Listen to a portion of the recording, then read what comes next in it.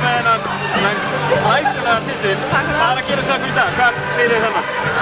Bara, við spilum bara geggjaða vörn, vorum sterkar, vorum að skipta hátt á skrínum og vörnin skóp okkur bara enn sigur. Og einn stig.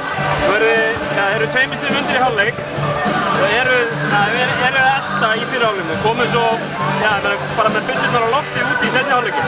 Var það eitthvað sem að sérstaklega farið yfir í seinni hálfleikin? Fyrir í hálfleikstöðu? Við náttúrulega bara vorum ekki að setja skotin okkar í fyrri hálfleik og bara markmiðið að setja skotin okkar og það gerðist. Fáið svaka framlag frá ungu leikmennum eins og bæði þér og svo Sigrúnu sem setur hana nokkra stóra frista. Hversu mikilvægt er það fyrir svona leika að hún detti í gangi þessu? Þetta er bara ótrúlega mikilvægt. Þú veist, Helena og Vitni getur ekki gert þetta sjálfur þannig að við þurfum að stíga upp og gera betur ef við erum ekki að gera okkur nógu vel. Finnst þið þær treysta á ykkur nógu vel? Já. Ekki? Jú.